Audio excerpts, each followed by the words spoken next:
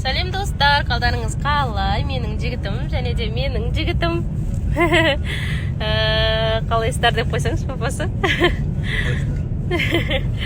Қараңыздар, біз товарларымыздың бүгін отправкалы қаласа, бәрін аман есен аманаттарыңызды өткізіп келеміз бүгін. И және де 27 январ күні поставка орып жасап қойдық. 27 күні товар жетеді.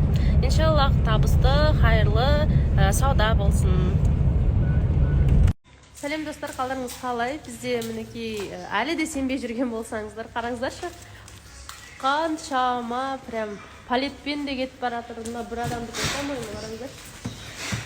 Құдайға шүкір деп. Біздікінде товарларымыз бар деп өткізіп жатырмыз. Сол себепті қорықпаңыздар. Барлығымыздың қолымыздан келеді. Енді кешіктім ба деген ол өтірік. Сол себепті міне қараңыздаршы, біз баламызбен істеп жүрміз ғой, баламызбен келіп жүрміз. Сол сияқты барлықтарыңызға сәттілік. Қаншама коробкалар тұр. Сәлем достар, қалдарыңыз қалай? Қараңыздар, сіздер поставка жасаған кезде сіздерге көрініп тұр деп ойлаймын. Мінекей, яғни VB біреу шығарасыздар, VB GI деген тағы біреу болады. Көріп тұрғандарыңыздар VB, VB GI. Яғни пропуск бөлек, поставка бөлек болады. Яғни жан-жағына жапсырсаңыздар болады. Тағы да қайталап айтайын, қарап көріп алыңыздар. VB деген бөлек шығу керек.